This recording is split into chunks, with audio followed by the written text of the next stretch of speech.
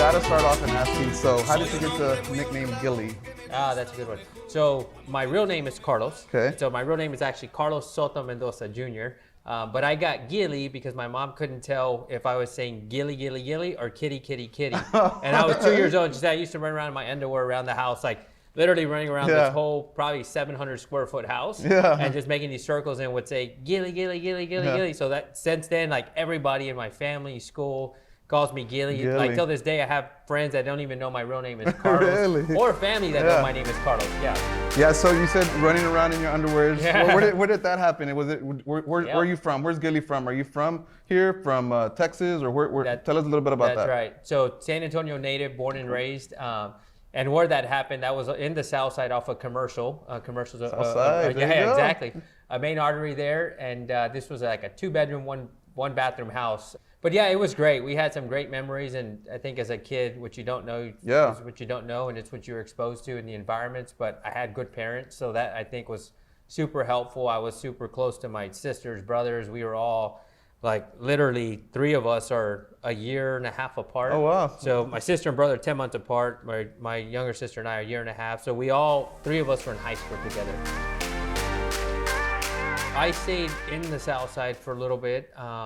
I went to Palo Alto College, which was right down the road, like true all in on South Side. And I'll get to that, but went there and it was very purposeful too. And that way I didn't have any debt. Yeah. So qualified for some assistance throughout college, but being able to actually pay for whatever I had to pay for. Yeah. And so when I graduated from Palo Alto, it was an associate, and then now it's like, okay, where do I go for this other second half?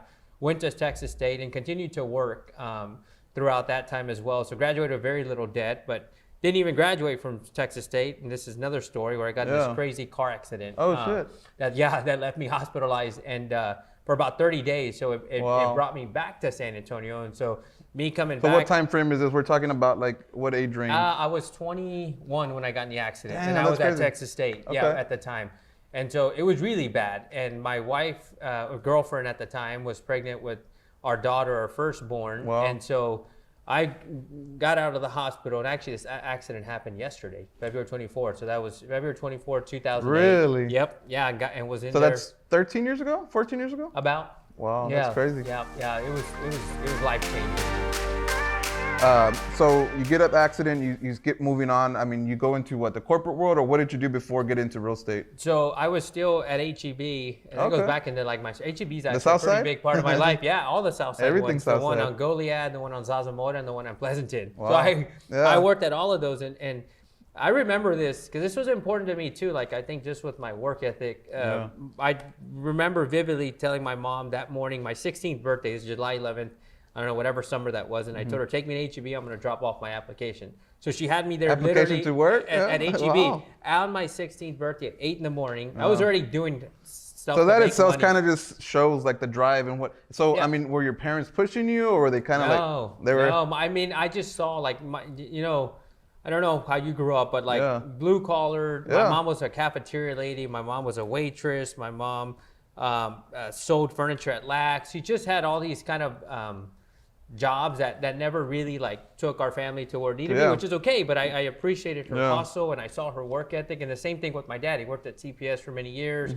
He would do these other odds and end type of jobs to bring extra income in. So I mean, hardworking people, and they were there for us, which I think is even more important. They gave us the support, they gave us the love that we needed. So I saw that.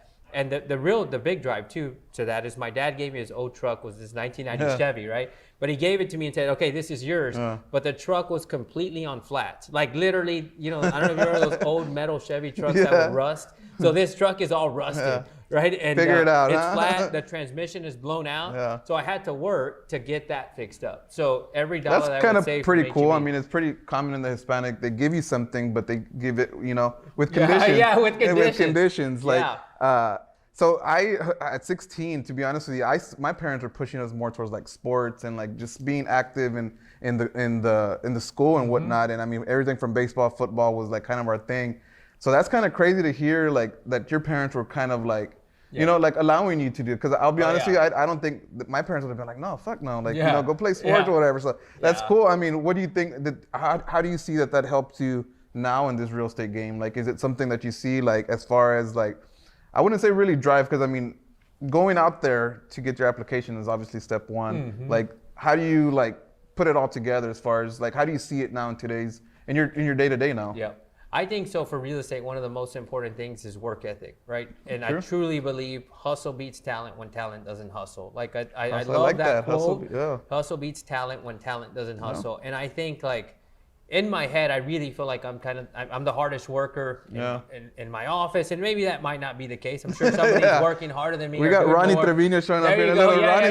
Ronnie's gonna say he's the hardest worker. Yeah, That's exactly. Good. So just having kind of that mindset is kind of correct. And I think that's like probably one of the number one recipes to success in this business, right? If you just show up every day and you're around very talented people and you're learning from people and you're soaking it all in, I really don't think you can fail.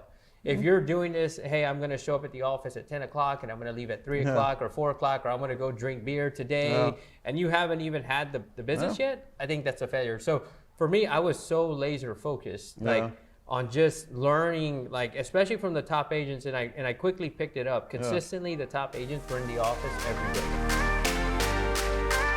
I think for newer agents, I mean, is that something that you recommend, is to look at other people and see what they're doing, or kind of just, because you're putting kind of everything together. You're saying like have the hustle, have the drive, but also like surrender yourself and see what other people are doing. So it's just like, there's a lot to go. So as a newer agent, are you thinking, which one would you prefer, or which one would you like, if you were coming in, what would be kind of like the better attribute that you think you would have? Is it?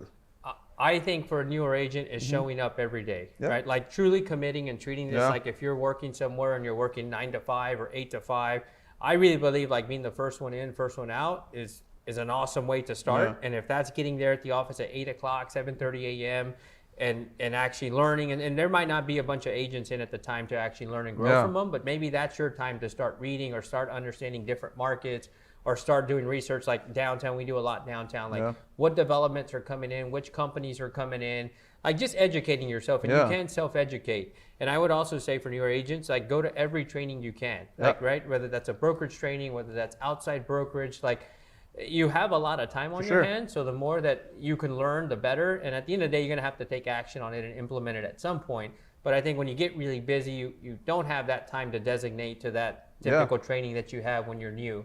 And then finding a mentor. I was lucky at the brokerage. I had a mentor assigned to us, which was really good. And that's Tracy. It was phenomenal because I can learn directly from her, right? And I would find, again, going to those top agents and asking for help, I think really good, experienced people are typically willing to share. Right? They don't want to, I mean, there's enough opportunity out there for everybody. That's kind of the reason, and this is actually the whole point of this like podcast style video that we're doing. As you know, we've had like Caesar, Amezcua, Martin Tirado, and a couple guys from Austin as well.